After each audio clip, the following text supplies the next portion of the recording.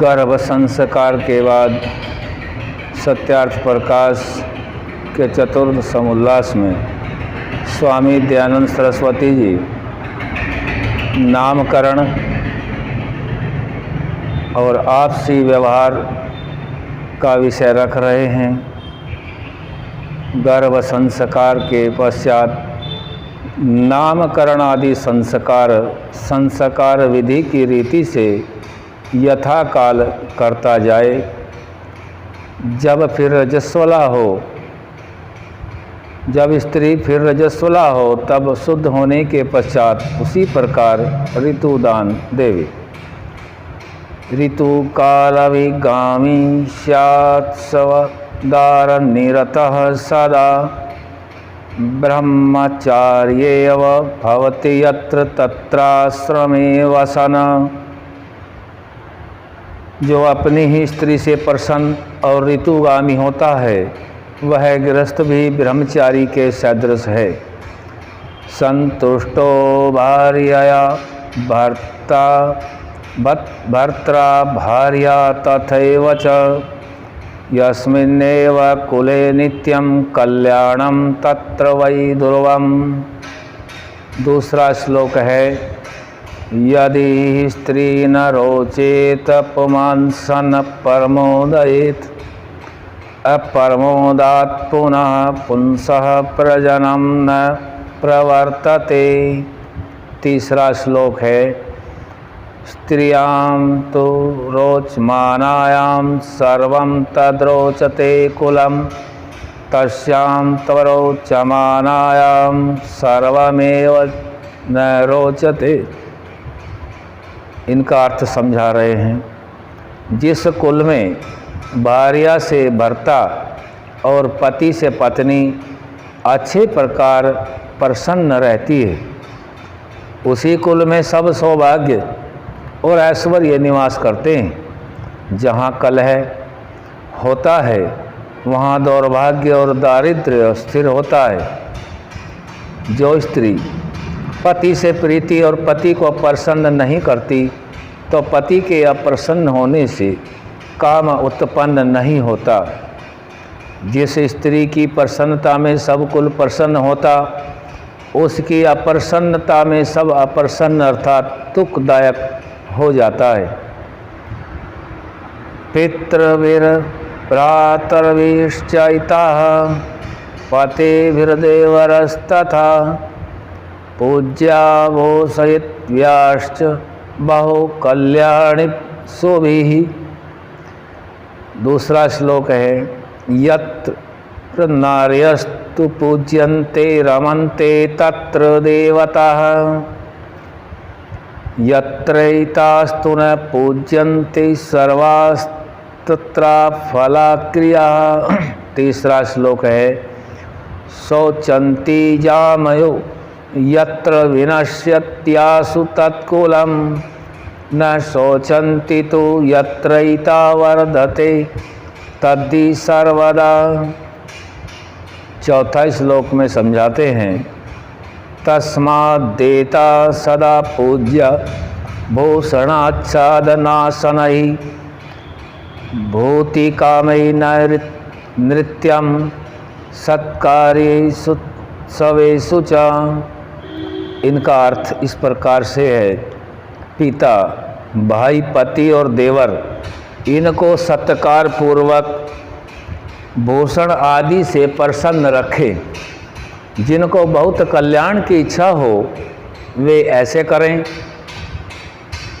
और दूसरे श्लोक का अर्थ है, जिस घर में स्त्रियों का सत्कार होता है उसमें विद्या युक्त पुरुष होके देव सज्जा धरा के आनंद से क्रीड़ा करते हैं। और जिस घर में स्त्रियों का सत्कार नहीं होता वहाँ सब क्रिया निष्फल हो जाती है। तीसरे श्लोक का अर्थ है, जिस घर व कुल में स्त्री लोग शोकातुर होकर दुख पाती हैं वह कुल शीघ्र नष्ट भ्रष्ट हो जाता है। और जिस घर व कुल में स्त्री लोग आनंद से, उत्साह और प्रसन्नता से भरी हुई रहती हैं, वह कुल सर्वदा बढ़ता रहता है।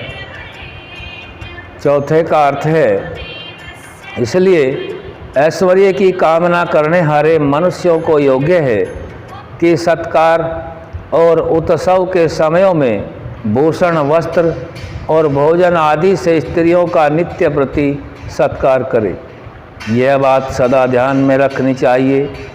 पूजा शब्द का अर्थ सत्कार है और दिन रात में जब जब प्रथम मिले व पृथक हों, तब तब प्रीतिपूर्वक नमस्ते एक दूसरे से करें।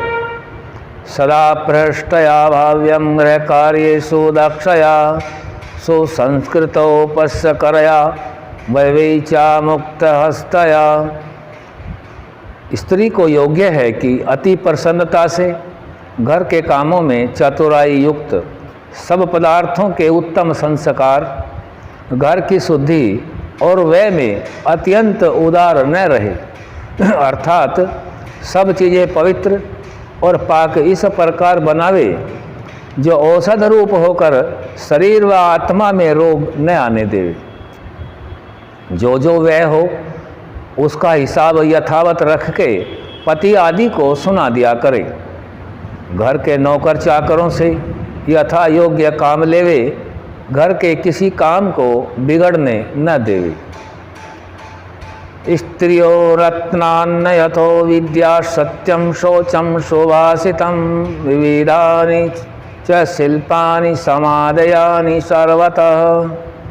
उत्तम स्त्री नाना प्रकार के रत्न, विद्या, सत्य, पवित्रता, श्रेष्ठ भाषण और नाना प्रकार की शिल्प विद्या अर्थात कारीगरी सब देश तथा सब मनुष्यों से ग्रहण करे। सत्यम बुर्यात प्रियम बुर्यान्न बुर्यात सत्यम प्रियम प्रियम च नान्यरितम बुर्यादेश धर्म सनातन। भद्रम भद्रमिति बुर्या भद्रमित्त एव वा वदेत् शुष्क वैरम विवादम च न कुर्यात केन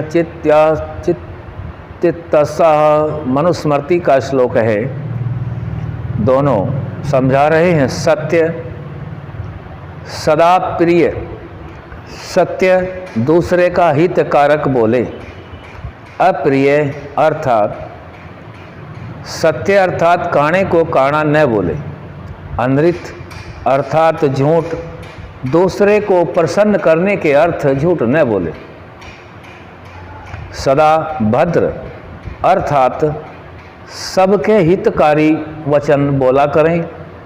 शुष्क वैर अर्थात बिना अपराध किसी के साथ विरोध व विवाद न करें। जो जो दूसरे का हित कर हो और वह बुरा भी माने तथापि कहे बिना न रहे।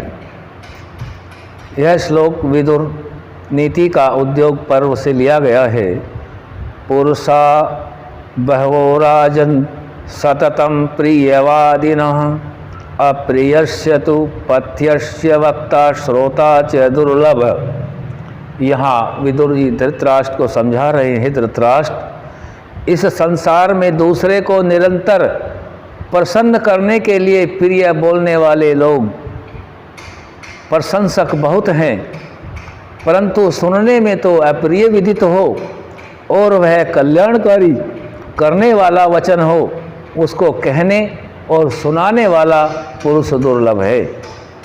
क्योंकि सत्पुरुषों को योग्य है कि मुख के सामने दूसरे का दोष कहें और अपना दोष सुने। परोक्ष में दूसरे के गुण सदा कहें और दुष्टों की यही रीति है कि सम्मुख में गुण कहना और परोक्ष में दोषों का प्रकाश करना। जब तक मनुष्य दूसरे से अपने दोष नहीं सुनता व कहने वाला नहीं कहता, तब तक मनुष्य दोषों से छूटकर गुणी नहीं हो सकता। किसी की कभी भी निंदा न करें। जैसे गुणेषु दोषारोपणमसूया अर्थात दोषेषु गुणारोपणमप्यसूया। गुणेषु गुणारोपण दोषसु दोषारोपणम च स्तुति। जो गुणों में दोष, दोषों में गुण लगाना वह निंदा, और गुणों में गुण, दोषों में दोषों का कथन करना स्तुति कहती है। अर्थात मिथ्या भाषण का नाम निंदा और सत्य भाषण का नाम स्तुति है। ओम शम।